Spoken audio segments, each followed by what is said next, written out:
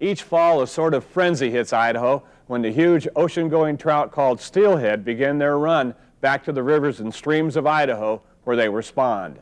So come along on a steelhead fishing adventure.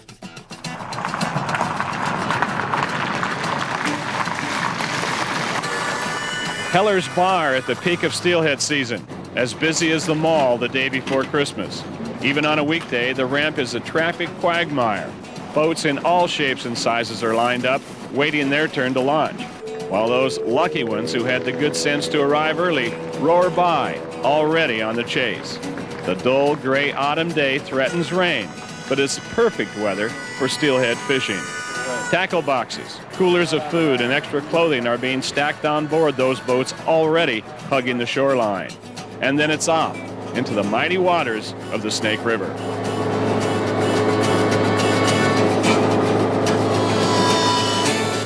The fearless captain of the good ship is Ed Schriever, a renowned steelhead hunter, reputed to be one of the best on the river.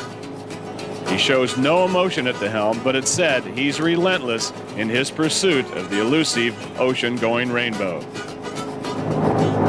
going to go up the Salmon River and fish the lower 15 miles. I think we'll try to find a fish in there. The first jet boats were designed and built in the Lewiston area, launching a multi-million-dollar boat building business that's become essential to the local economy. The idea for the jet boat was partially spawned by the steelhead craze. Anglers were searching for a way to travel upstream to fish for the big ones in the turbulent waters of the Snake and Salmon rivers. Your life jacket's on. A powerful engine was mounted on uniquely designed, sleek aluminum boats, and an industry was born. These days, jet boats are a common sight on the Snake and Salmon rivers during steelhead season. Yeah, the Snake can be fairly routine, but there's nothing routine about the next 4 miles of the lower Salmon River. It's rocky and not for novices, and we just like to take the precaution of being ready. Jeff Bouncel and his father-in-law, Randy Gray, have traveled all the way from California for a chance at an Idaho steelhead. These two out-of-state anglers are old friends of Ed's, but they represent a flourishing recreation and tourism business centered on steelhead fishing.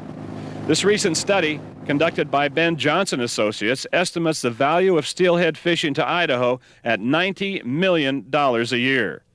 Steelhead fishing also accounts for 2,700 jobs, according to economist Don Reading. Yeah, I think I was surprised at the magnitude. I was also a little surprised at how much impact steelhead fishing had on some of our smallest river communities.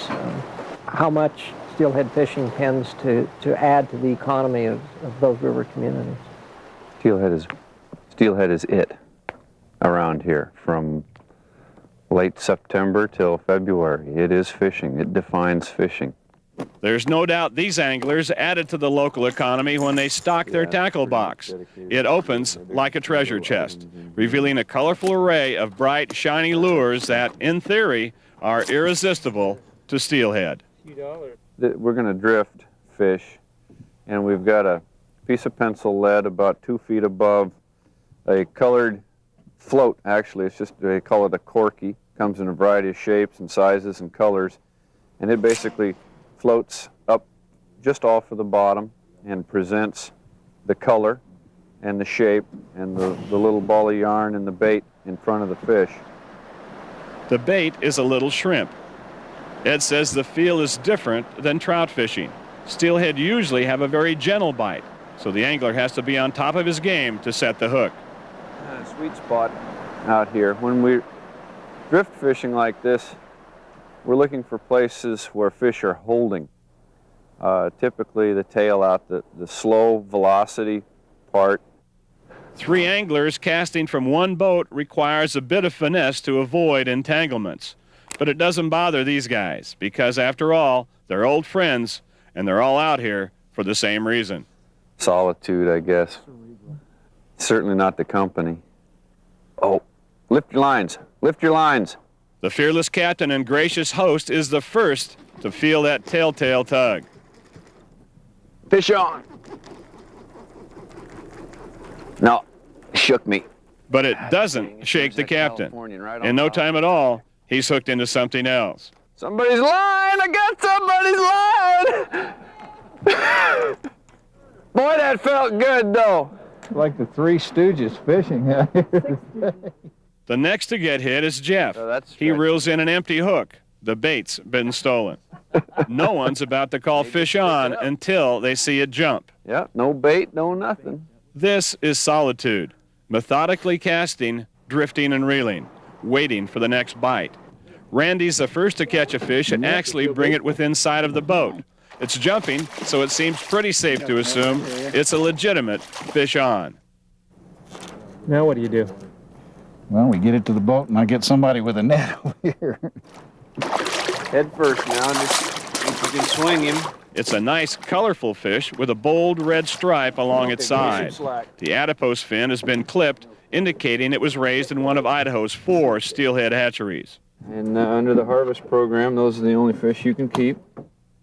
Randy has opted to keep it only long enough for a photograph. There you go. 1, 2, 3. Thank you. Beautiful. It's a nice fish. Move the net. Okay, we've got to catch him again.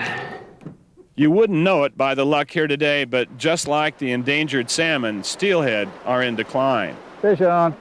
8 dams built between Idaho and the ocean effectively blocked the migration route to the sea and launched both species on a downward spiral towards extinction. Got a net scar on her. No, she's not ready yet. Yep. Hatchery fish. Ready?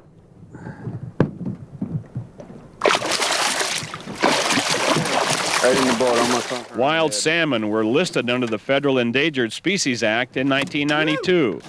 Now there's a proposal to list wild steelhead in 1997. Both species need the same thing, a way for the juvenile fish to migrate from Idaho to the ocean that doesn't kill them en route. I'd guess 29 or 30 inches. Probably about 9 or 10 pounds. She's pretty thick. Probably go 10 pounds. Since salmon are already listed, many feel there's little to gain by adding wild steelhead. In fact, it may mean more restrictions applied to the recreational industry, while the real problems downstream are not addressed.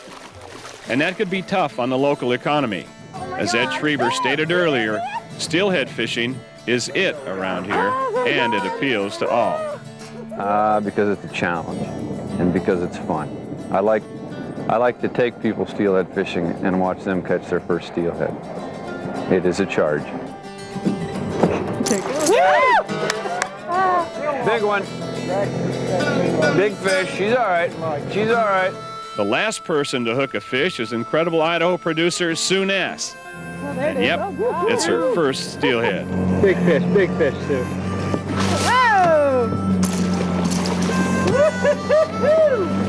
Hang on. It's the largest fish of the day, a big, beautiful male. You keeping it? He has it. Yeah, it's hatchery fish. Yeah, we're keeping it. That's going to make a nice barbecue.